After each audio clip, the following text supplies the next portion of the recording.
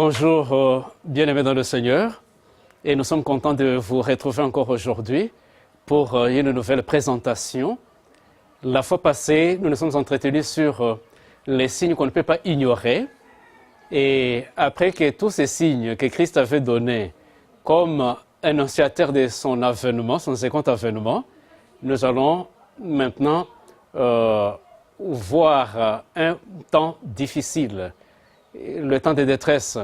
Voilà pourquoi la présentation d'aujourd'hui s'intitule « Comment survivre au temps de détresse qui approche ?» Et ce temps approche bientôt. Christ avait présenté les signes de temps.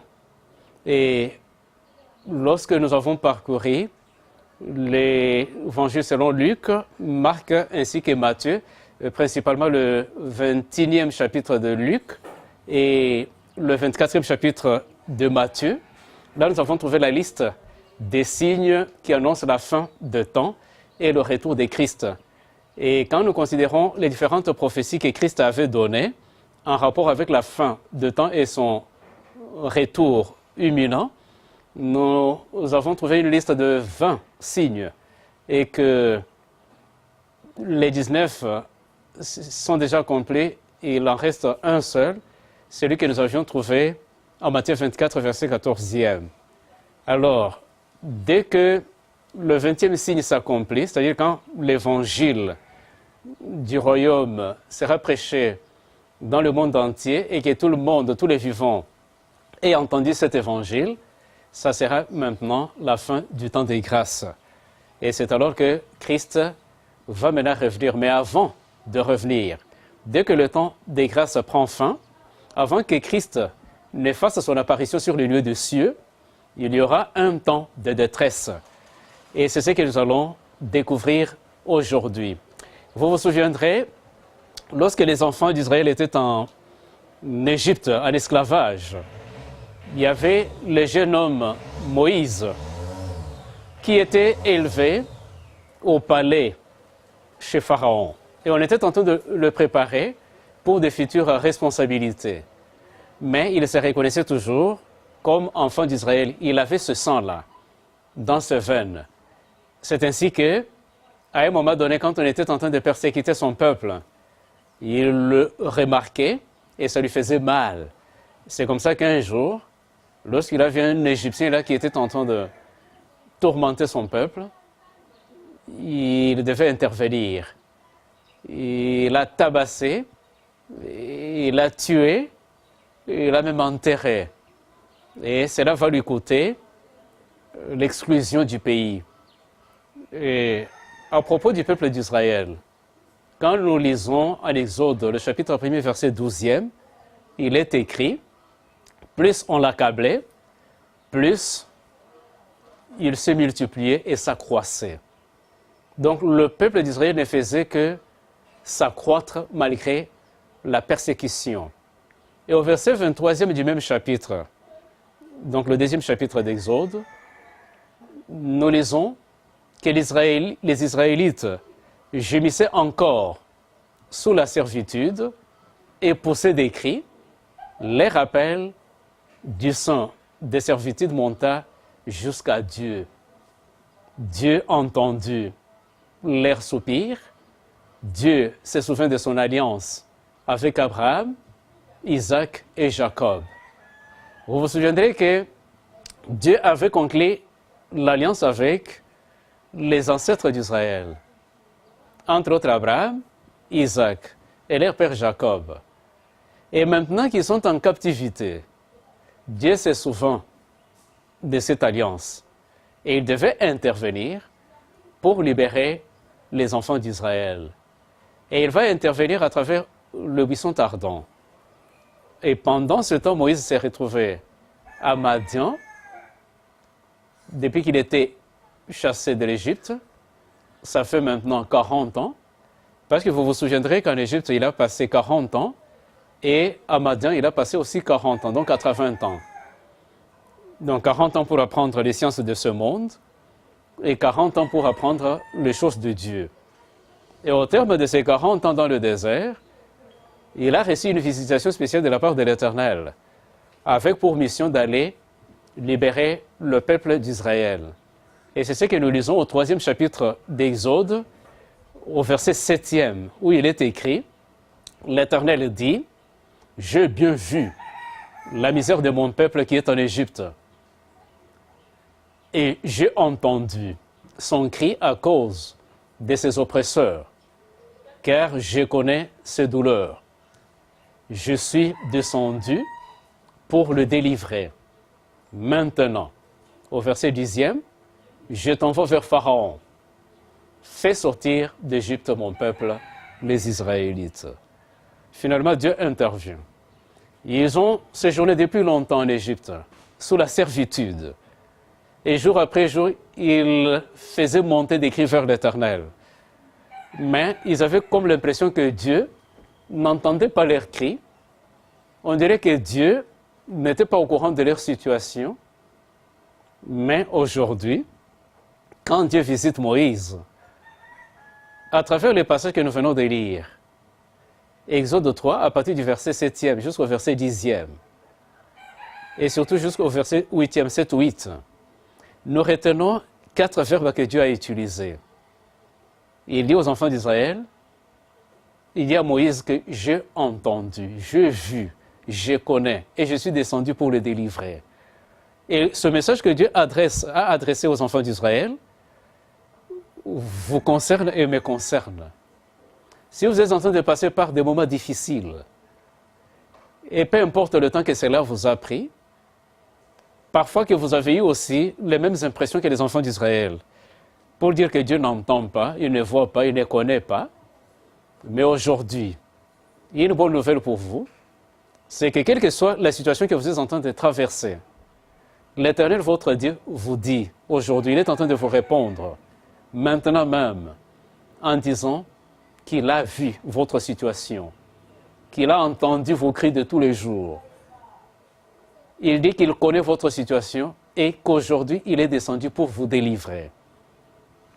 Alors, Moïse devait quitter Madian pour l'Égypte afin d'accomplir la mission que le Seigneur lui a confiée. À propos de Moïse, je venais de vous dire qu'il a passé 40 ans en Égypte en train d'apprendre toutes les sciences des Égyptiens. Cela se trouve dans les Actes des Apôtres, le chapitre 7e et le verset 32e, où il est écrit « Moïse fut instruit dans toute la sagesse des Égyptiens, et il était puissant en parole et en œuvre. » Donc toutes les sciences, Moïse avait appris l'armée, la médecine, les arts martiaux.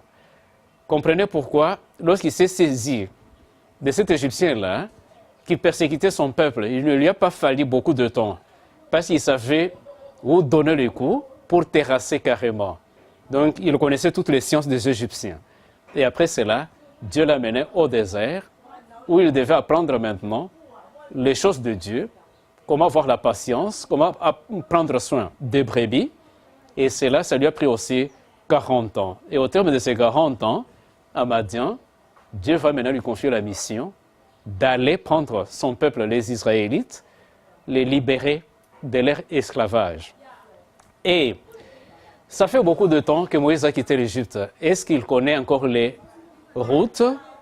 Est-ce qu'il maîtrise encore la langue égyptienne qu'il n'a plus pratiquée pendant 40 ans? Et Dieu sait coordonner les choses à sa manière. Et à cette époque-là, il n'y avait pas de poste pour envoyer des lettres. Il n'y avait pas de cellulaire comme nous en avons aujourd'hui pour communiquer facilement. Mais Dieu lui-même, à travers son Saint-Esprit, il a arrangé en sorte que Moïse et son frère Aaron puissent se retrouver afin d'accomplir cette mission-là.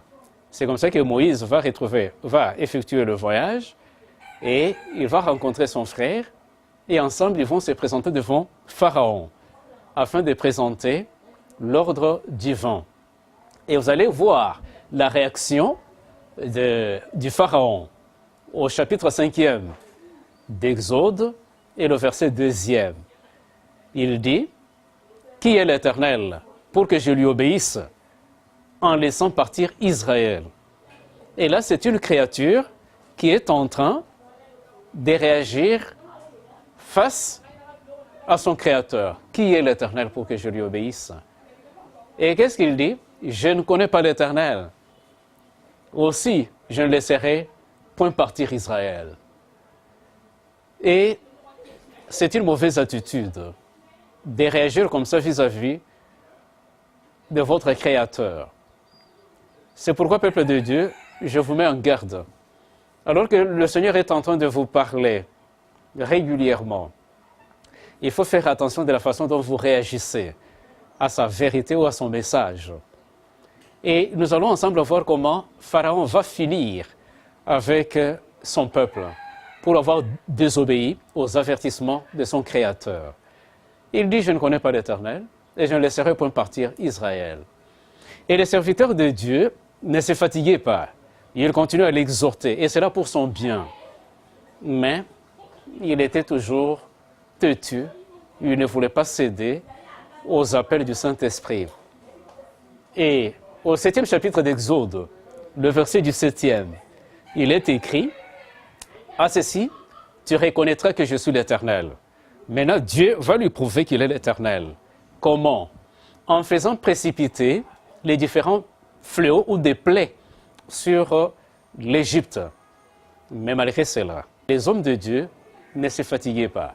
C'est comme ça qu'on est passé d'une plaie à une autre. À titre d'exemple, la deuxième plaie, c'était des grenouilles. Il y a eu une multiplication des grenouilles, mais Pharaon ne pouvait pas céder. Il y a eu même de poux qui se sont multipliés. Ça ne disait absolument rien au Pharaon. Et en Exode 8, verset 18e, nous lisons, « En ces jours-là, je ferai une distinction pour le pays des Goshen, où c'était mon peuple. Et là, il n'y aura pas de mouches, afin que tu reconnaisses que moi, l'Éternel, je suis au milieu de ce pays. » Là, c'est encore une plaie que le Seigneur promet au Pharaon qui s'entêtait, qui ne voulait pas céder. Maintenant, le jour suivant, ça sera des mouches venimeuses. Et qu'est-ce que le Seigneur dit au verset 19e du même chapitre d'Exode? « Je mettrai une démarcation libératrice entre mon peuple et ton peuple.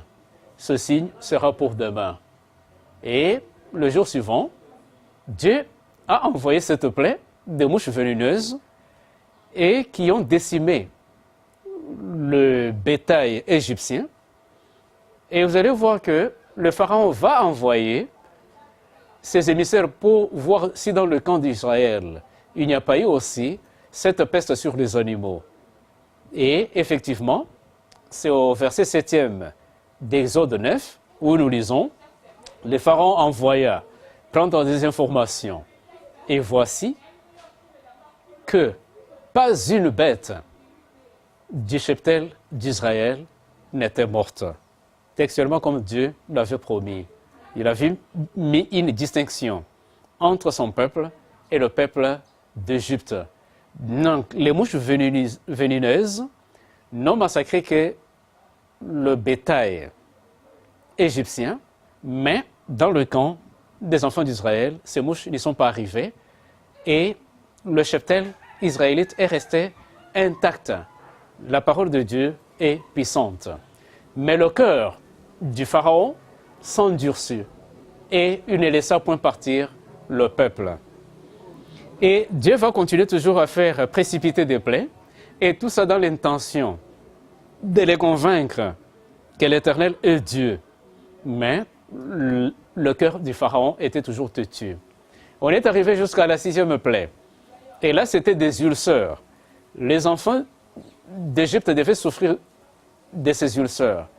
Mais ça ne disait absolument rien au Pharaon. Il y a eu même la grêle. Le Pharaon n'est pas là, ça ne le concerne pas. Et les serviteurs de Dieu continuaient toujours à l'exhorter. Nous arrivons au 12e chapitre d'Exode, et au verset 13e. Et là, nous sommes arrivés à la 10e plaie. Et Dieu devait mettre fin aux tergiversations du Pharaon. Et qu'est-ce qu'il dit? Il dit, je verrai le sang, je passerai au-dessus de vous, et il n'y aura pas sur vous le fléau destructeur, quand je frapperai le pays d'Égypte. Donc Dieu dit, demande aux enfants d'Israël, dans chaque famille, de pouvoir immoler un agneau et prendre le sang, mettre sur le linteau de leur porte. Comme ça, au milieu de la nuit, quand l'ange va passer, partout il verra le sang, il ne va pas châtier. Mais là où il ne va pas voir le sang, il va châtier tous les premiers-nés et ils vont périr. Et vous pouviez voir ce jour-là, les enfants d'Israël en train d'asperger du sang sur les linteaux de leurs portes afin d'être sécurisés, protégés. Et qu'est-ce qui va se passer? Toujours au 12e chapitre d'Exode, au verset 19e. Là, nous lisons, au milieu de la nuit, l'Éternel frappa tout premier-né dans le pays d'Égypte, depuis le premier-né du Pharaon jusqu'au premier-né du captif dans sa prison, et jusqu'à tout premier-né du bétail. Donc, vous voyez, ce que Dieu avait promis, c'est réalisé. Avec la 10e plaie, on devait châtier dans chaque famille, partout où il n'y a pas du sang, sur les linteaux. Dieu devait frapper. Et ici, partout, on a frappé où il n'y avait pas du sang, chez les Égyptiens, et tous les premiers-nés étaient décédés, en commençant par Pharaon lui-même. Et ça, c'était un deuil national. Pas seulement, ça ne s'est pas arrêté aux humains, mais c'est allé jusqu'au bétail. Vous avez votre poule qui avait produit, je ne sais pas, 10 œufs. Et le tout premier poussin, là, va périr. Si votre chèvre avait mis bas des chevreaux, l'aîné va périr. Donc c'était un grand deuil en Égypte, sauf chez les Israélites. Ils n'ont pas connu cela. Pourquoi? Parce qu'ils ont été protégés par le sang de l'agneau. Et ce sang-là, ce n'était que la préfiguration du sang de Jésus, qui longtemps après devrait venir et mourir à la croix du Calvaire pour nous protéger, nous sécuriser et pardonner nos iniquités. Et vous allez voir, peuple de Dieu, que quand Dieu donne des avertissements, nous devons en tenir compte. Sinon, c'est pour notre péril. Et cette nuit-là, on pouvait voir les enfants d'Israël. Pendant que dans toutes les familles égyptiennes, on était en train de pleurer, donc ils se sont rendus compte comment Dieu est en train de venger son peuple. Ils ont été protégés par le sang de l'agneau, par la foi. On pouvait voir le Pharaon avec son fils bien-aimé, devenu maintenant cadavre. Il était en train de pleurer sur son fils, mais ses idoles étaient devenues incapables de délivrer l'enfant de la mort. Et c'était trop tard pour lui. Et pendant qu'il était en train de pleurer son fils, il pouvait entendre ces paroles encore résonner à son oreille. Ce qu'il avait dit aux serviteurs de Dieu, en Exode 5, verset 2, « Qui est l'Éternel pour que je lui obéisse en laissant partir Israël ?» Donc ces paroles pouvaient revenir à son esprit, mais son fils bien-aimé, celui qu'il préparait pour devenir son héritier, était déjà mort et il n'y avait plus de solution pour lui. C'était trop tard pour lui.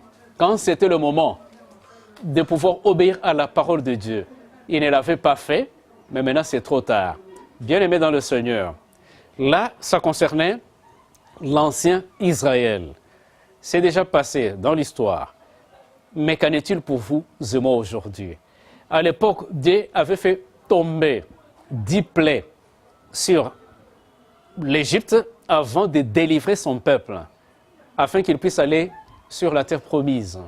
Aujourd'hui également, avant que Christ ne vienne ici pour nous prendre, nous enlever de cette terre, pour nous amener au ciel, il faudrait qu'il envoie aussi les fléaux, comme il l'avait fait avec l'Égypte. Mais en Égypte, il avait envoyé 10. Mais en ce temps de la fin, pour notre délivrance, il en faudra 7. Mais les 7 là seront plus terribles que ceux qu'il avait envoyés en Égypte, comme nous allons le découvrir avec l'Apocalypse. Parce que c'est là où nous trouvons ces fléaux. Voilà pourquoi, bien aimés dans le Seigneur, nous allons devoir maintenant prendre le livre, revenir encore une fois de plus dans le livre d'Apocalypse, et principalement au 15e et 16e chapitre, pour voir ces fléaux que Dieu va déverser sur la planète Terre, peu avant le retour de Christ. Comme ça, nous pouvons prendre des dispositions pour échapper à ce temps de tribulation qui approche bientôt. Bientôt, pourquoi? Parce que, comme nous l'avons vu dans la présentation précédente, les signes de temps nous prouvent que Christ est à la porte et que bientôt, il va faire son apparition sur les nuées des cieux. Nous pouvons maintenant nous rendre dans le livre d'Apocalypse, où nous allons voir les anges que Dieu a commissionnés pour accomplir cette tâche. Donc, aujourd'hui, nous sommes en train de regretter, nous sommes en train de plairer les êtres chers, nous sommes en train de vivre affamés, il y a des cas de maladies, et peut-être des maladies incurables, et tout ça, ça tourmente le peuple de Dieu. Mais bientôt, le Seigneur va nous arracher de cette situation. Et après cela, Christ pourra faire son apparition sur le lieu des cieux, et nous pourrons connaître l'enlèvement, nous pourrons le rencontrer pour aller dans la maison du Père où il nous a préparé, et où il est en train de nous préparer des places maintenant. Allons d'abord en Daniel chapitre 12, verset 1er. Pourquoi? Parce que le prophète Daniel, en son temps, Dieu lui avait donné l'avant-goût de ce temps de détresse que nous allons connaître bientôt. Et c'est au 12e chapitre, au verset 1er. Et là, il est écrit, « En ce temps-là, s'élèvera Michel, le grand chef, celui qui tient bon en faveur des fils de ton peuple. Et ce sera un temps d'affliction tel qu'il n'y en a pas eu depuis que les nations existent jusqu'en ce temps-ci. » Ça, c'est ce qu'a déclaré le prophète Daniel en son temps. Il dit qu'il y aura un temps d'affliction. Un temps d'affliction sans pareil, comme on n'en a jamais connu depuis que les nations existent. Vous savez, par le passé, il y a eu des temps de détresse que l'humanité a connus, des terribles moments de détresse. Mais à entendre la déclaration de Daniel, c'est que nous allons connaître en ce temps de la fin, peu avant le retour de Christ, ça sera des temps de détresse sans précédent. C'est ça ce que nous lisons. Et qu'est-ce qui va se passer? D'après Daniel 12, le verset 1er, il dit qu'en ce temps-là, ton peuple échappera. Quiconque sera trouvé inscrit dans le livre. Quel livre? Le livre des vies.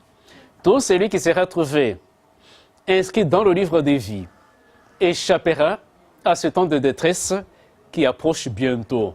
Voilà pourquoi, bien aimés dans le Seigneur, cette présentation, nous l'avons intitulée « Comment échapper au temps de détresse qui approche bientôt ».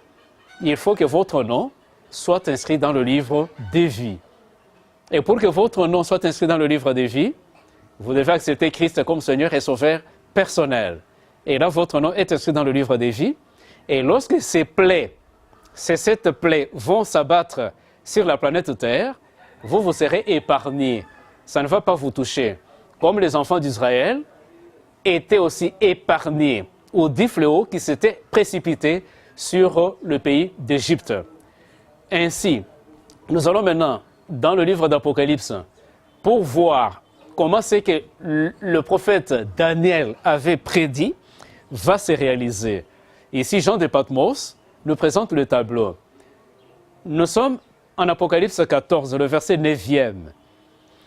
Il est écrit, « Si quelqu'un se prosterne devant la bête et son image et reçoit une marque sur le front ou sur la main, il boira, lui aussi, du vin de la fureur de Dieu. » Et ça, c'est l'avertissement que Jean de Patmos nous donne. Il nous avertit. Il dit, si nous recevons la marque de la bête, si nous recevons l'image de la bête, nous serons frappés par ces fléaux ou bien par ces plaies. Donc le mieux à faire, c'est quoi? C'est d'éviter la marque de la bête. Et c'est quoi la marque de la bête? Nous en avons parlé avec Pasteur Walter et nous pourrons aussi revenir avec une autre présentation. Mais si vous voulez échapper aux 7 plaies du temps de la fin, vous ferez mieux de prendre la sage résolution de permettre à Christ d'inscrire votre nom dans le livre des vies, tout en évitant la marque de la bête. Pourquoi? Parce que nous avons la marque de Dieu, le sceau de Dieu, et nous avons aussi la marque de la bête. Et quand est-ce que ces plaies vont commencer à se précipiter sur notre planète? C'est à partir du moment où Christ, dans le sanctuaire céleste, va dire son effet. C'est-à-dire que c'est fini avec le jugement investigatif. Quand il va cesser d'intercéder en notre faveur, dès qu'il va mettre un terme à son ministère sacerdotal dans le Saint des Saints, c'est alors que les anges vont maintenant passer l'un après l'autre en train de déverser ces coupes de l'ardente colère de Dieu. C'est pourquoi, peuple de Dieu, nous ferions mieux, avant que Christ ne puisse cesser avec ce ministère d'intercession au ciel, prendre cette sage décision de lui appartenir. Ainsi, nous pourrons être préservés contre les 7 fléaux à venir. Au 22e chapitre d'Apocalypse, le verset 11, Christ prononcera ces paroles avant que ses plaies ne puissent tomber. Que celui qui est injuste soit encore injuste. Que celui qui est souillé s'essuie encore. Et que le juste pratique encore la justice.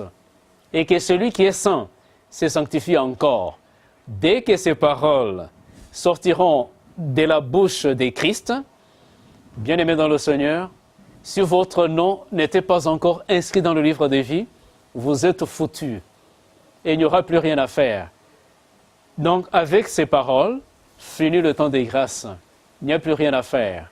Il n'y aura plus de prédicateurs. Des messages tels que nous sommes en train de les suivre maintenant n'auront plus cette opportunité dès que ces paroles sont sorties de la bouche de Christ.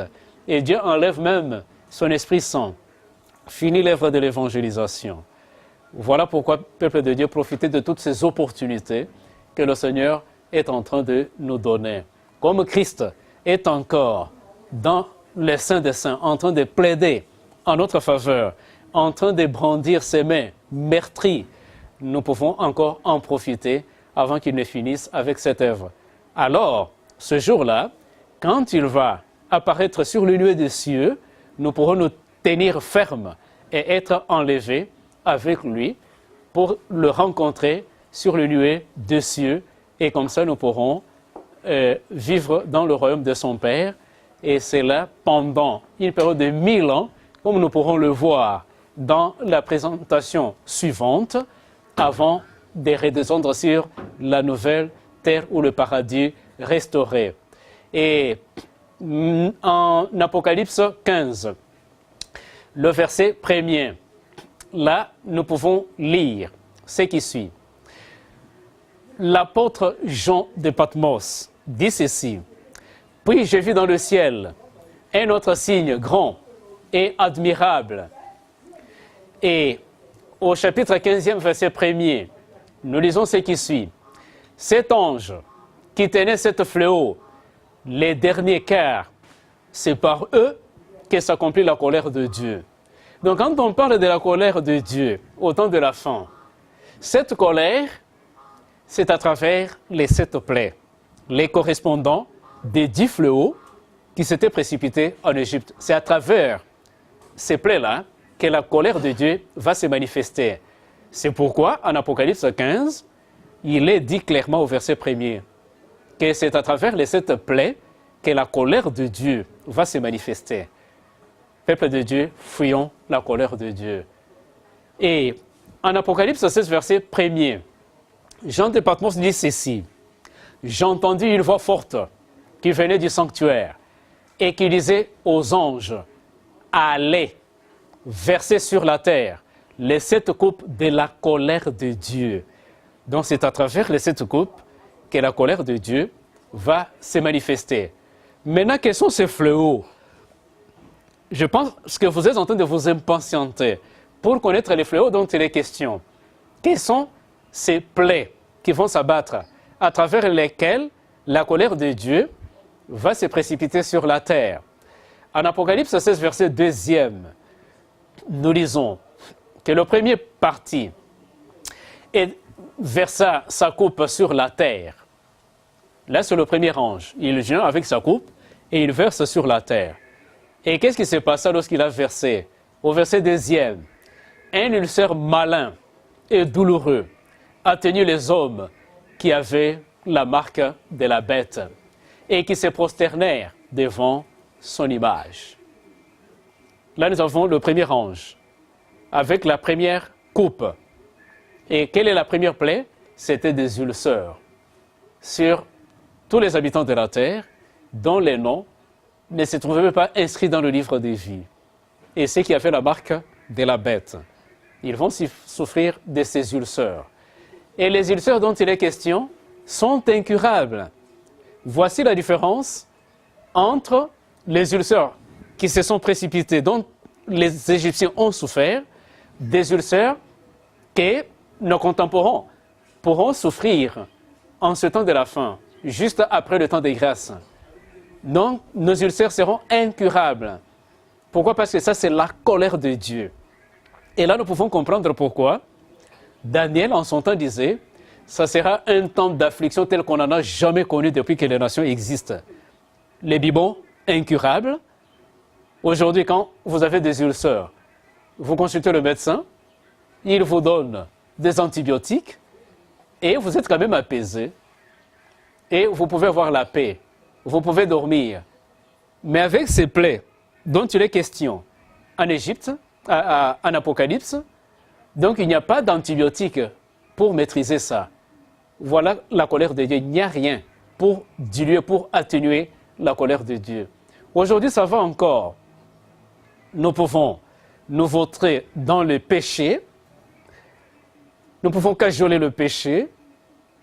On ne sent pas tellement la colère de Dieu. Pourquoi? Parce qu'elle est diluée par la grâce. Mais après le temps des grâces, ça sera sérieux. Pour les gens qui ont des moyens, il y en a qui vont s'envoler pour les États-Unis en se disant que là, il y a des bons soins. Mais vous arrivez là-bas, vous trouvez que les médecins eux-mêmes en souffrent. Quelle déception! Vous pouvez aller en Afrique du Sud. Vous arrivez là-bas, pas de solution. On peut faire tous les examens sophistiqués. Mais on ne trouve pas, on ne parvient pas à identifier le virus qui est à la base. Et c'est ça le comble. Donc, peuple de Dieu, il faut craindre l'Éternel. Il faut faire en sorte que Christ garde inscrit votre nom dans le livre des vies. Comme ça, vous pourrez échapper à ces fléaux qui viendront bientôt. Au verset 3 d'Apocalypse 16, il est écrit « Le second ange versa sa coupe dans la mer, qui devint du sang comme celui d'un mort. Et tous les êtres vivants mourirent, ceux qui étaient dans la mer. » Là, c'est le deuxième ange. Quand lui va suivre avec sa coupe et déverser, lui va cibler les mers et les océans. Et toutes les mers se transforment en sang. Comme ce fut le cas en Égypte, lorsque le Nil avait reçu cette plaie, le Nil s'était transformé en sang. Mais là, c'était pour un petit temps et l'eau était redevenue potable. Mais en ce temps de la fin, lorsque le deuxième ange va verser sa coupe de la colère de Dieu sur les mers, toutes les mers vont se transformer en sang. Et c'est là pour combien de temps? Jusqu'à l'apparition glorieuse de Christ sur le lieu des cieux. Vous voyez ce que ça fait? Voici la différence entre les plaies du temps de la fin et les plaies de l'Égypte. Parce qu'ici, c'est la colère de Dieu. Vous avez des plaies, vous avez des bibeons sur vous qui vous font mal. Vous devez vous laver, mais l'eau, c'est du sang. Vous avez besoin de prendre de l'eau pour étancher votre soif avec tous ces ulcères, mais là aussi, c'est du sang. Qu'allez-vous faire? Une situation difficile. Le temps de détresse tel qu'on n'en a jamais connu. Donc ces plaies, laissez-moi vous dire qu'elles sont littérales. En Apocalypse, c'est verset 4e. Le 3e ange versa sa coupe dans le fleuve et les sources d'eau, ils devinrent du sang. Vous voyez, le 2e ange, lui, a ciblé les mers, mais le 3e va cibler le fleuve et les sources d'eau. Lui, c'est par exemple Nokalamu, c'est le fleuve Congo, c'est le fleuve Zambèze, ainsi de suite.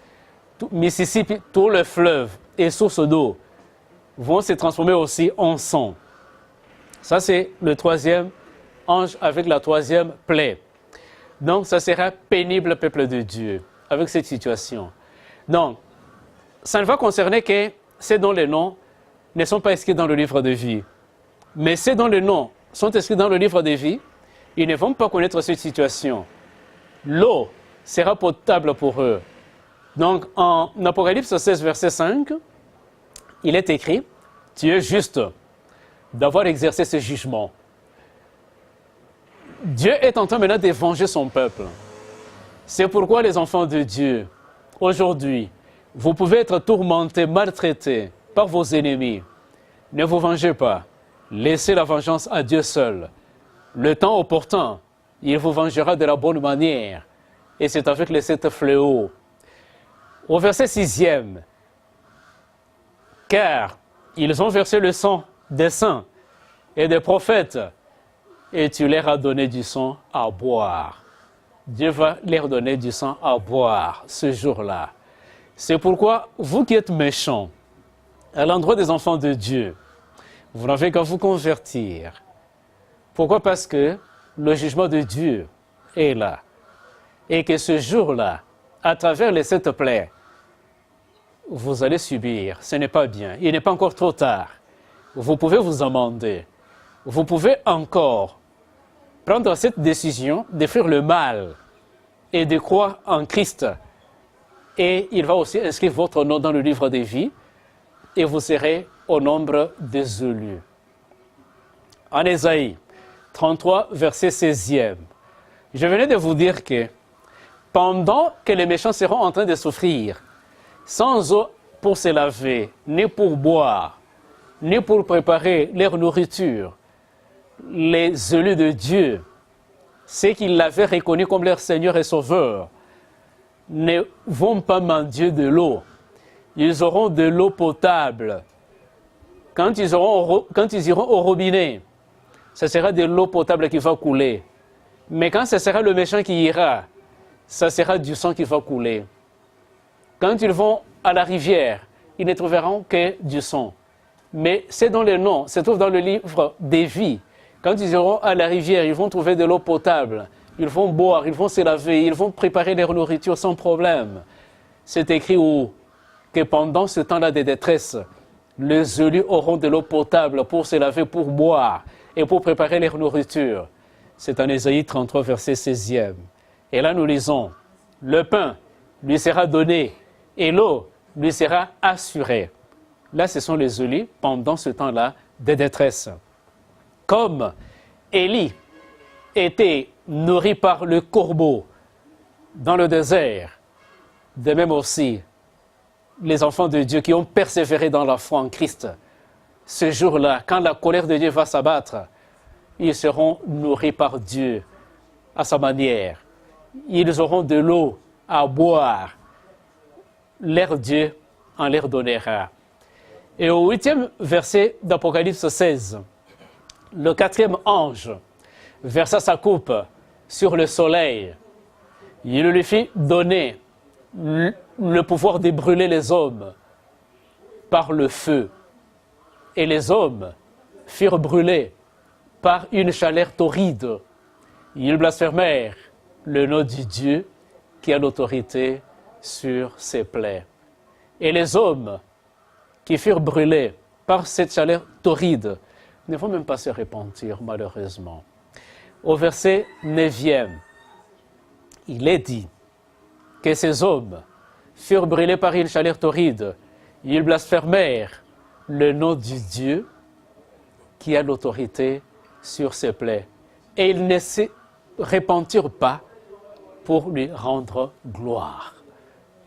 Pourquoi ils ne peuvent pas se repentir malgré ce châtiment? C'est parce que nous sommes en dehors du temps des grâces. C'est seulement pendant le temps des grâces qu'on peut se repentir. Voilà pourquoi, chers téléspectateurs, nous attirons votre attention. Vous qui avez cette grâce de suivre cette vérité précieuse, cette vérité présente, profitez de ce temps des grâces. Parce que le temps des grâces n'est pas éternel. Bientôt, là et très bientôt, le temps des grâces va expirer. Car dans la présentation sur les signes de temps, on a vu que presque tous les signes sont accomplis, il n'y a qu'un seul qui reste. Pourquoi ne pas prendre cette sage décision d'accepter Christ comme votre Seigneur et Sauveur personnel, afin que votre nom reste inscrit dans le livre des vies, afin de pouvoir échapper à ces plaies qui bientôt vont s'abattre sur notre planète Terre. Comprenez pourquoi ces gens ne peuvent plus se repentir. Ils vont continuer à endurcir leur cœur parce qu'il n'y a plus le temps des grâces. Parce que le Saint-Esprit n'est plus à l'œuvre. Sa mission est déjà terminée. Les gens n'ont pas profité de cette opportunité. Mais vous, au moins, profitez de cette opportunité d'or qui vous est donnée par le Seigneur. Et au verset 10e d'Apocalypse 16, nous arrivons à la 5e plaie. Il est écrit, « Le 5e ange versa sa coupe sur le trône de la bête. Son royaume fut obscurci. Les hommes se mordaient la langue des douleurs et ils blasphémèrent le Dieu du ciel à cause de leurs douleurs et de leurs ulcères. Mais ils ne se repentirent pas de leurs œuvres. » Ils se tordaient de douleur. Pourquoi? Parce que, d'abord, ils ont des abcès qui ne se sont pas encore cicatrisés. Ils n'ont pas eu de traitement pour ça. Il manque de l'eau à boire et à se laver. Et comme cela ne suffisait pas, c'est le soleil maintenant qui commence à brûler, avec une chaleur torride. Imaginez-vous aujourd'hui, on parle de canicule. Vous voyez comment ça fait là? Mais ça, c'est rien. Parce que, d'après Daniel, ça sera des temps de détresse comme on n'en a jamais connu. La chaleur de ce jour-là sera torride, plus que celle que nous avons aujourd'hui. Parce que ça, c'est la colère de Dieu, cette colère-là. Et malgré cela, ils ne vont pas se repentir. Et pour des raisons que nous avons déjà énoncées. Donc, ça va continuer encore à brûler, mais ils ne vont pas donner gloire à l'Éternel Dieu qui avait de l'autorité sur ces plaies. C'est vrai que ces plaies ne sont pas universelles. Pourquoi? Parce que, dans ce sens que, quand le deuxième ange va verser dans les océans, nous qui ne sommes pas à côté des océans, on ne saura pas. Mais ce sont ceux qui sont aux environs de l'océan qui le sauront. Et quand le troisième ange va verser dans le fleuve, ceux qui ne sont pas à côté des fleuves ne le sauront pas, ou bien à côté des sources d'eau ne le sauront pas. Mais nous qui sommes, par exemple, à côté du fleuve Congo, nous allons voir cela. Nous allons vivre cela.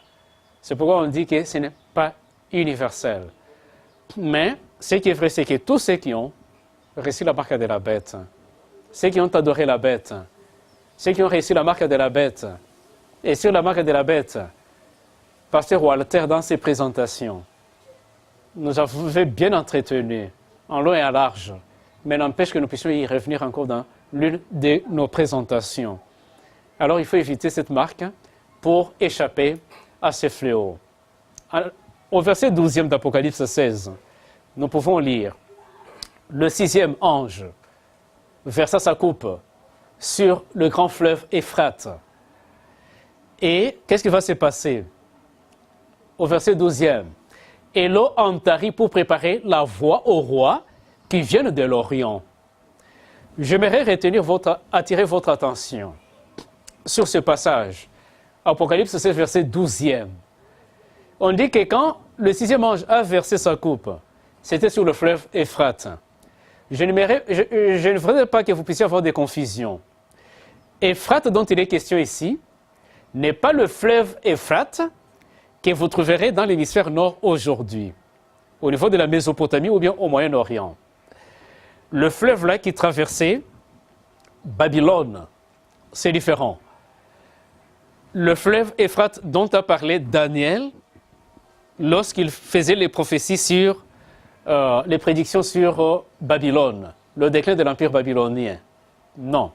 L'Euphrate dont il est question ici en Apocalypse, c'est l'Euphrate spirituel, symbolique. Ce n'est pas l'Euphrate littéral. Et j'aimerais que vous puissiez comprendre ceci. Quand Dieu a prédit la chute de l'empire de Babylone, il avait prophétisé 150 ans avant le nom de celui qui viendra faire tomber cet empire universel. C'était Cyrus. Et en Ésaïe 45, les premiers versets, Dieu dit, mon serviteur, mon oint, Cyrus, que je tiens par le bras droit. 150 ans avant la naissance de Cyrus, Dieu l'avait cité nommément, que c'est lui qui va provoquer le déclin de l'Empire romain. Et cela s'est effectué comment? Cyrus est venu avec son armée. Vous savez, humainement parlant, Babylone était imprenable parce qu'il fallait voir la taille de ses murailles. Et il fallait voir les portails. Et le fleuve Euphrate traversait la ville au milieu. Et au-dessus du fleuve, la muraille passait. Mais entre la surface de l'eau et la muraille, il y avait des barres de fer. Ce qui faisait que, même si l'adversaire venait plutôt par pirogue ou par bateau, il ne pouvait pas franchir. C'était une barrière. Mais voilà ce qui va se passer.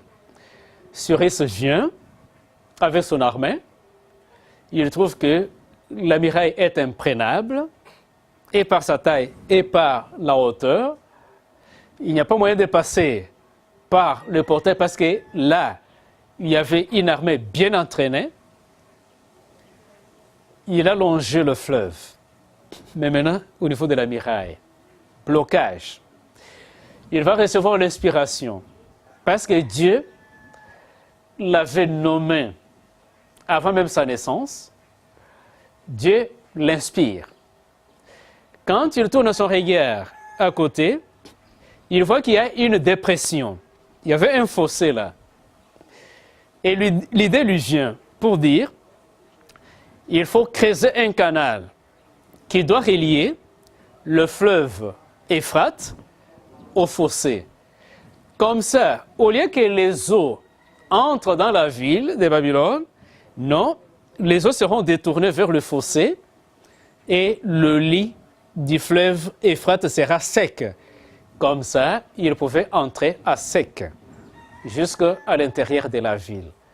Et c'est comme ça que ces militaires vont commencer maintenant à creuser le canal pour détourner le cours du fleuve Euphrate.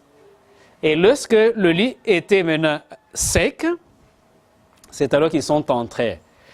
Et pendant qu'ils faisaient leur entrée, les militaires qui y assuraient la garde à l'entrée principale n'en savaient rien.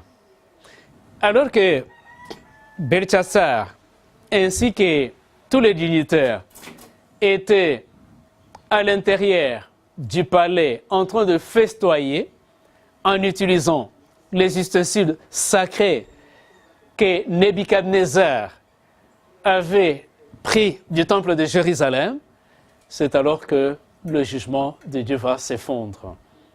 Ils vont voir une main en train d'écrire sur la muraille. Et ils ne pouvaient même pas déchiffrer. Dans la panique, ils se demandaient mais qu'est-ce qui se passe? Mais qui pouvait lire et interpréter pour eux le message? C'est alors que la reine mère qui était dans la salle va leur dire que ça là, il n'y a que Daniel qui peut vous les lire et vous en donner l'interprétation, l'explication. On va envoyer chercher Daniel. Et quand il vient, il fait son entrée dans la salle de festin, Belchassar lui dit, lis pour nous, déchiffre pour nous ces écrits. Alors je vais vous donner la 3e place du royaume. Pourquoi est-ce qu'il lui a proposé la 3e place au lieu de la 2e place? C'est parce que lui-même n'occupait que la 2e place. La 1re place, c'était pour son père. Et qu'est-ce que Daniel va dire? Je n'en ai pas besoin, mais néanmoins, je vais vous lire et vous interpréter les écrits. Pourquoi Daniel a-t-il réagi de la sorte? C'est parce qu'il savait que ce royaume-là n'avait pas encore une longue marche à faire. Donc, ils étaient déjà en train de tomber. C'est pourquoi il a dit, je vais vous interpréter, mais je n'ai pas besoin du pouvoir, même de vos présents. Parce qu'il allait en réjouir pour combien de temps? Et Daniel a interprété, pesé, compté, trouvé les jets. Dès qu'il a fini à présenter le message qui était inscrit sur la muraille, il tourne son dos. C'est alors que Cyrus et son armée entrent et Babylone est tombée. Donc pour que l'empire universel de Babylone tombe, il a fallu faire tarir le fleuve Euphrate. De même aussi, dans ce temps de la fin, avant que cette terre puisse tomber, pour que Christ puisse venir prendre sa chère épouse, son église fidèle, Euphrate spirituel doit aussi tarir. Et dans le langage apocalyptique, quand on parle des eaux, on voit les nations, on voit le peuple, les sociétés organisées. Les nations qui étaient en train d'adorer la bête vont tarir avec toutes ces plaies qui se sont abattues sur elles. Il va se dire, voilà, si nous sommes en train de souffrir, de subir ce que nous subissons, c'est à cause de la bête. Voilà le tarissement dont il est question. L'Euphrate qui va tarir n'est pas l'Euphrate réel que nous connaissons littéral, mais c'est l'Euphrate spirituel. Et ce que je suis en train de dire, nous allons trouver cela en Apocalypse 16, verset 12, qu'on venait de lire. Et l'eau en tarit pour préparer la voie au roi qui viennent de l'Orient. Quels sont ces rois qui viennent de l'Orient? Nous avons Christ qui régit comme roi de rois et seigneur de seigneurs. Nous avons son Père qui doit l'accompagner, comme nous le verrons dans la présentation suivante. Quand Christ viendra avec son cortège, le Père, Dieu le Père sera dans le cortège pour assister au mariage de son fils, aux noces de son fils. C'est ce roi-là dont il est question, ici au 12e verset d'Apocalypse 16. Donc la 6e plaie est en train de préparer maintenant l'apparition glorieuse de Jésus sur le lieu des cieux. Et c'est à la 7e plaie que Christ va maintenant apparaître sur le lieu des cieux. Au verset 13e, je vais sortir de la gueule du dragon, de la gueule de la bête et de la bouche du faux prophète. Et en passant, je vous rappelle que le faux prophète dont il est question ici n'est rien d'autre que les États-Unis d'Amérique. Vous vous souviendrez encore des présentations des pasteurs Jean-Paul Lagarde ainsi que pasteur Walter. Ils ont détaillé tout cela. 3 esprits impurs semblables à des grenouilles. Et en Apocalypse, au verset 14e, de l'Apocalypse 16, la Bible s'interprète elle-même. Le verset 14e est en train d'interpréter le verset 13e. On dit que ce sont des esprits, des démons qui opèrent des signes et qui s'en vont vers le roi de toute la terre afin de les rassembler pour le combat du grand jour de Dieu, le Tout-Puissant.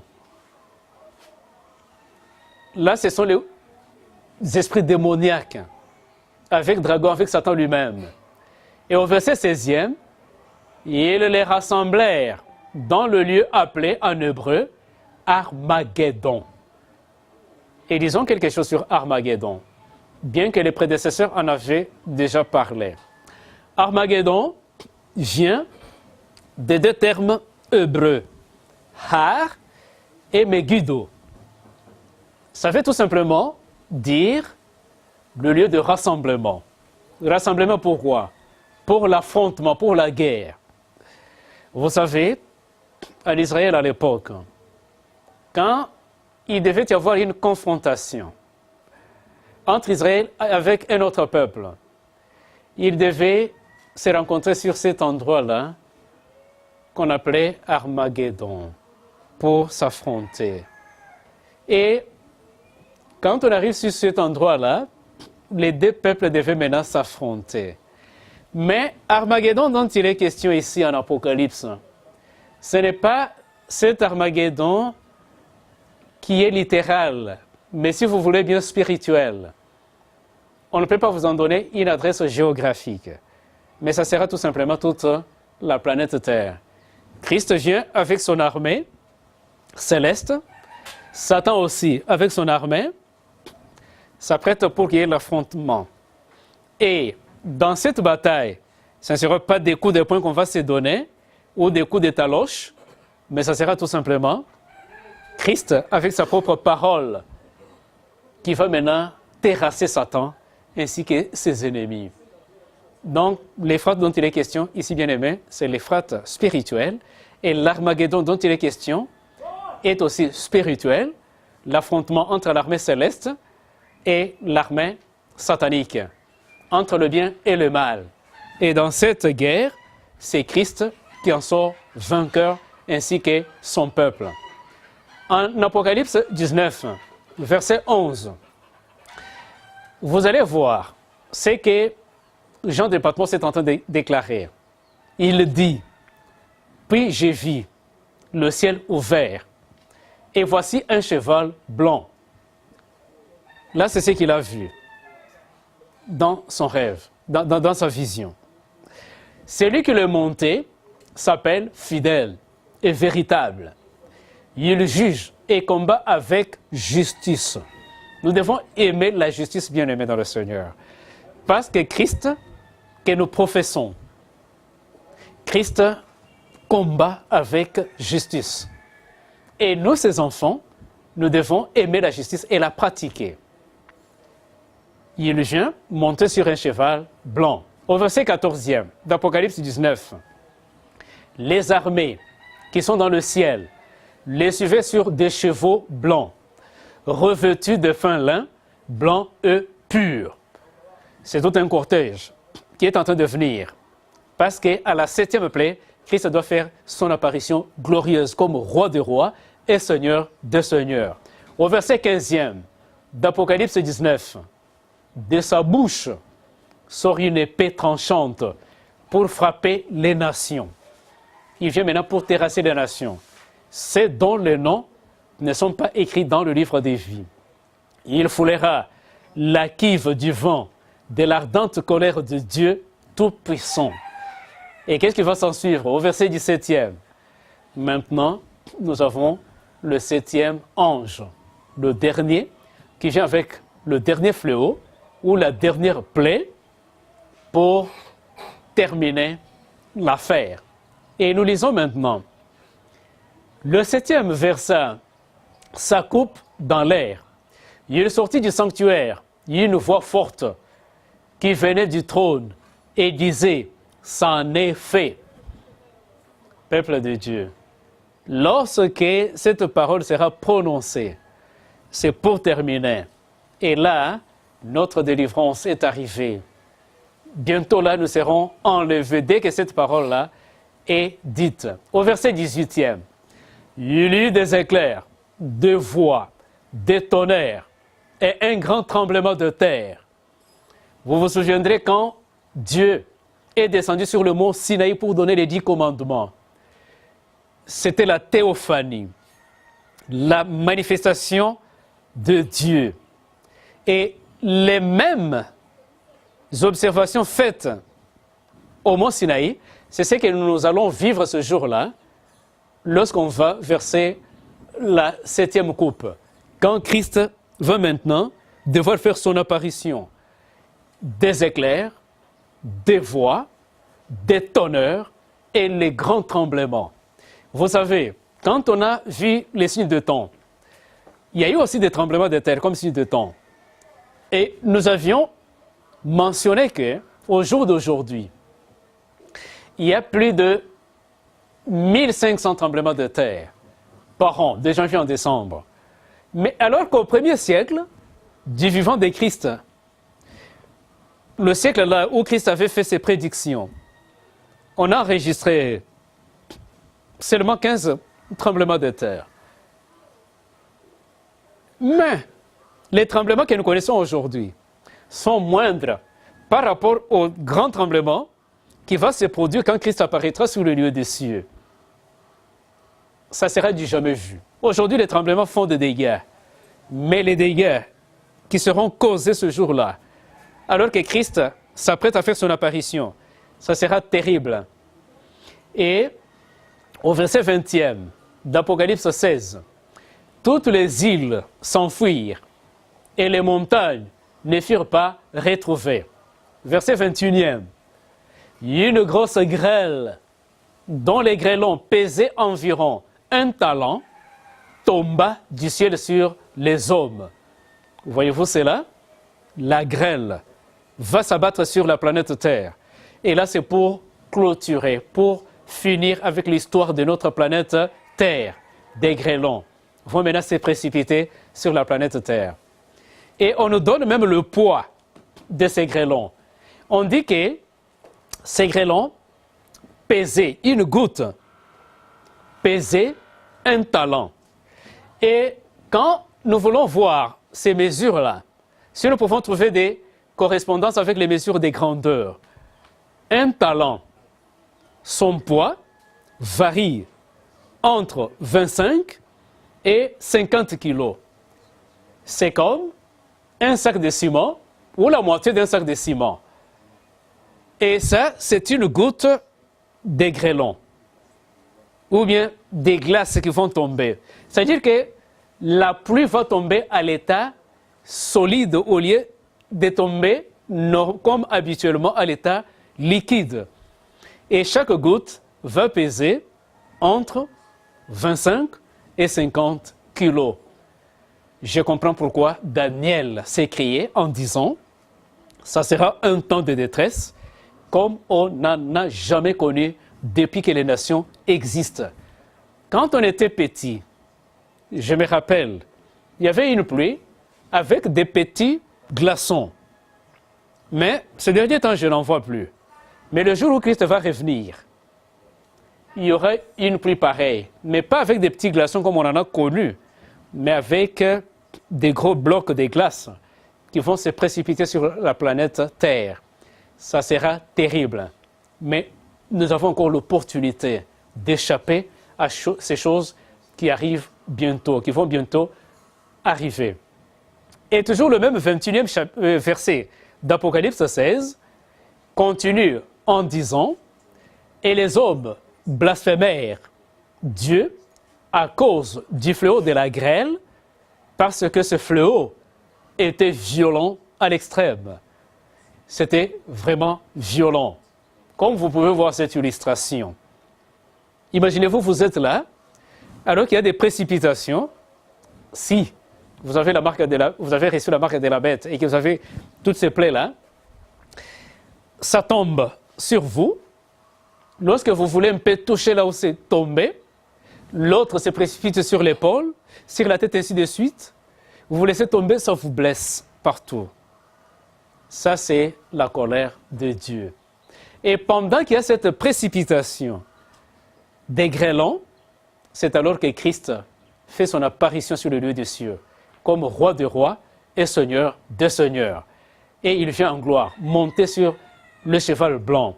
Bien-aimé dans le Seigneur, comme cette sœur qui est en train de lire sa parole, la parole de Dieu, pendant qu'il est en train de méditer sur ces 7 plaies, c'est vrai, ça effraie, mais je vous dis que ça ne vous effraie pas. Et ce message n'est pas donné pour vous effrayer, pour vous faire peur, mais tout simplement pour vous avertir. Et lorsque nous verrons ces choses arriver, lèvons nos yeux en haut pour dire que notre délivrance approche et c'est pour bientôt. Les enfants d'Israël, eux, pour échapper à ces plaies, ils ont appliqué le sang des agneaux sur les linteaux de leur portail. Mais vous et moi aujourd'hui, on ne nous demande pas d'immoler des bêtes pour prendre le sang et mettre sur les linteaux de nos portes afin d'échapper à ces fléaux. Tout ce que le Seigneur nous demande, c'est de lui donner nos cœurs souillés en le reconnaissant comme le Sauveur et Seigneur personnel. Alors, il va appliquer son propre sang qui a coulé sur le bois du calvaire, tel que nous l'avons vu dans l'avant-dernière présentation. Et c'est ce sang-là qui va nous protéger contre les plaies, les dernières plaies, avant notre délivrance totale. Parce que la délivrance qui a eu lieu en Égypte était partielle. Ça ne concernait que les enfants de Jacob, d'Israël. Mais la délivrance que Christ nous apporte bientôt là est totale. Les gens de toute nation, toute tribu, toute langue, tout peuple. C'est pourquoi, chers téléspectateurs, peu importe votre tribu, votre race, votre langue, votre obédience, ce message vous concerne. Les plaies vont toucher tous les habitants de la terre qui ne se seraient pas convertis en Christ. Et si vous acceptez Christ, lorsque ces fléaux viendront, vous allez échapper. Alors, à la 7e plaie, Christ revient. C'est pourquoi quand vous allez aujourd'hui l'accepter comme votre Seigneur et Sauveur personnel, quel que soit votre état, quel que soit vos souillures, il ne faut pas vous rejeter, car c'est pour vous sauver qu'il avait accepté de mourir sur le bois du calvaire. Et si aujourd'hui, tel que vous êtes là, malgré la voix de l'ennemi qui vous chuchote pour dire, toi là, avec tout ce que tu as commis comme gaffe, Christ ne peut pas t'accepter. Non. La bonne nouvelle, c'est qu'il va vous accepter tel que vous êtes. Avancez-vous, approchez-vous de lui, ouvrez-lui votre cœur, comme ça il va mettre son sang sur les linteaux de votre cœur, et ce jour-là, vous serez épargné contre toutes ces plaies. Je venais de dire que les noms sont inscrits dans le livre des vies, échapperont. Dans le livre de Jérémie, le chapitre 8e, verset 20e, il est écrit « La moisson est passée, l'été est fini, et nous ne sommes pas sauvés. » Là, ça sera le cri de détresse pour les méchants. Mais ils ne sont pas sauvés, pourquoi? N'avaient-ils pas reçu l'opportunité? Voilà, le message est en train de vous être proclamé. Quelle est votre réaction? Si vous ne voulez pas être du nombre, au nombre de ceux qui sont en train de faire cette déclaration en Jérémie 8, vous n'avez qu'à ouvrir votre cœur à Jésus et vous serez épargnés. Et avant de terminer, j'aimerais vous inviter à suivre ce témoignage. Il est arrivé une fois, ce monsieur-là que vous voyez sur votre petit écran, à côté là, vous voyez une hutte en paille. Là, il élevait sa poule qui avait pondu quelques 4 poussins et il aimait bien ces poussins. C'était joli à voir. Ils étaient beaux. Et un jour, il est sorti. Il est allé à la chasse. Après lui, il y a eu le feu des brousses. Et le feu a pris même sa case. C'était complètement calciné. Et en revenant, à distance, quand tu l'as vu seulement, la case brûlée, il l'a regretté amèrement. Son regret, ce n'était pas du tout à cause de la case, mais surtout pour ces jolis poussins qu'il aimait tant.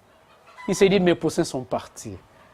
Mais à sa grande surprise, lorsqu'il est arrivé à l'endroit où se trouvait sa case, et il s'est dirigé au coin où la poule restait avec des poussins.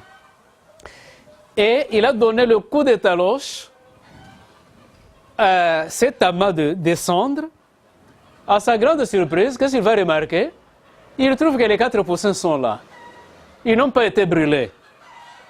Qu'est-ce qui est arrivé? Lorsque le feu venait, la mère a déployé ses ailes et tous les poussins se sont retrouvés sous ses ailes. Et le feu n'a pris que la mère. C'est la poule qui était brûlée. Mais les poussins sont restés intacts, n'étaient pas brûlés. Et ce monsieur était très content de revoir ce poussin. Tout simplement pour vous dire que pendant ce temps-là de détresse jamais connue, alors que toutes ces plaies vont s'abattre sur notre planète, nous qui avons foi en Christ, nous qui aurons gardé la foi jusqu'au dernier jour, jusqu'à la fin du temps des grâces, lorsque ces plaies vont commencer à se précipiter, les saints anges vont déployer leurs ailes et nous serons préservés. Quand ces plaies vont tomber, ça va tomber seulement, ça sera dévié. Et nous serons gardés intacts. Nous n'aurons pas à souffrir de ces ulcères, de ces chaleurs torrides, et ainsi de suite. Pourquoi? Parce que Christ lui-même va prendre soin de nous. C'est ainsi que pour terminer, je vous invite à lire avec moi le 91e psaume, qui est le parapluie du chrétien. Aujourd'hui, avec le choléra qui est en train de sévir sur la ville de Kinshasa, ainsi que partout ailleurs, il ne faut pas avoir peur. Nous avons notre parapluie, nous les chrétiens. Et il faut seulement rappeler au Seigneur ce parapluie. Et vous serez protégés contre toute contagion. Pendant ce temps-là, nous serons protégés par ce parapluie. Nous allons voir ces psaumes ensemble. Celui qui habite sous l'aile du Très-Haut repose à l'ombre du Tout-Puissant.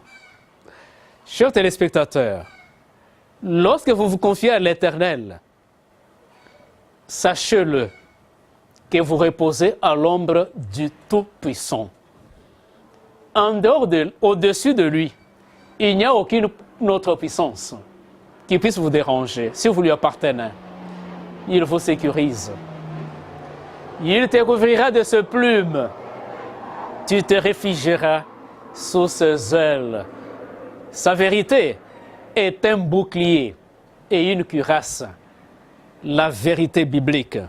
La Bible est la Bible seule. Sans rien en retrancher ni en ajouter. C'est un bouclier pour vous. C'est tout ce qui va vous protéger pendant ce temps-là des détresses jamais connues. Tu ne craindras ni la terreur de la nuit, ni la flèche qui vole le jour, ni la peste qui marche dans l'obscurité, ni la contagion qui frappe en plein midi. Vous ne craindrez rien, que ce soit choléra, Ebola et consorts. Lorsque tu te souviens seulement de ce parapluie et tu rappelles au Seigneur, le Seigneur te protégera contre toute contagion. Que 1000 tombent à ton côté et 10 000 à ta droite, rien ne t'atteindra. Et c'est l'Éternel qui le dit.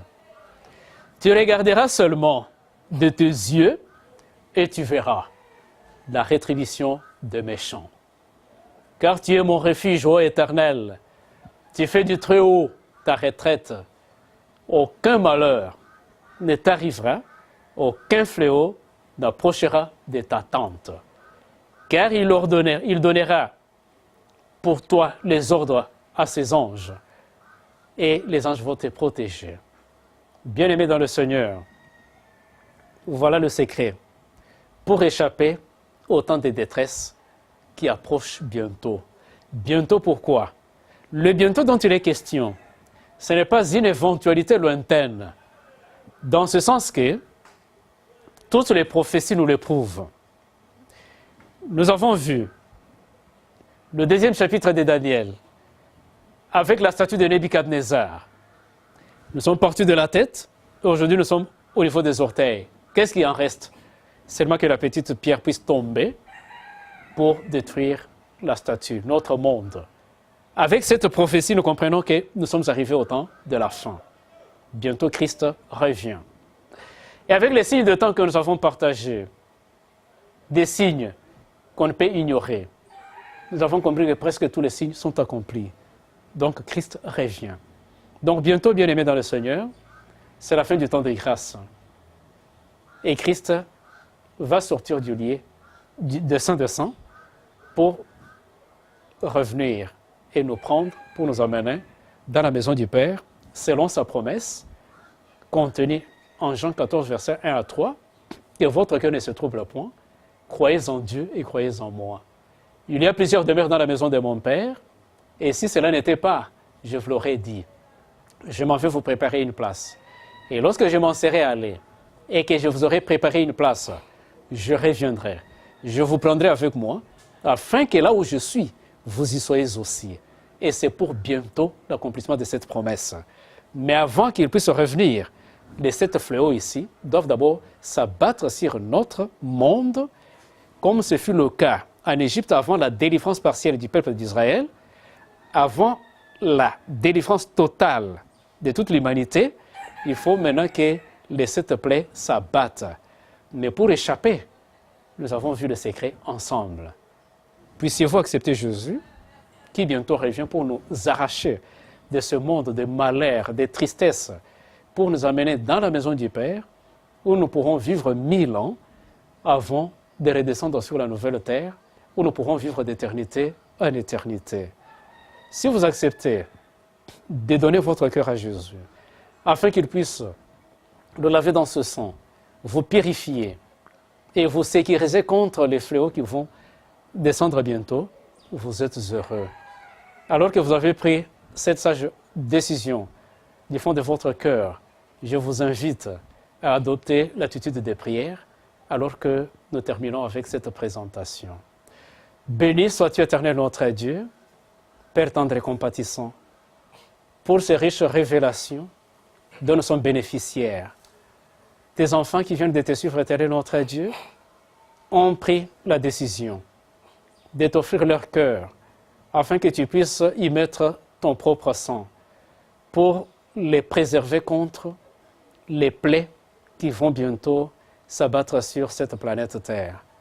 Merci, Éternel notre Dieu, pour cette grâce particulière que tu as faite à tes enfants. Et alors qu'ils se sont décidés à t'appartenir, ils ont encore pas mal de défis. Il n'y a que toi seul qui puisse les aider, que tu sois la solution à toutes leurs préoccupations et que tu les affermisses dans la foi, et cela jusqu'à ton apparition glorieuse sur le lieu des cieux. Telles sont les grâces que nous t'avons suppliées avec foi, au nom de Jésus-Christ, notre Sauveur et Rédempteur. Amen.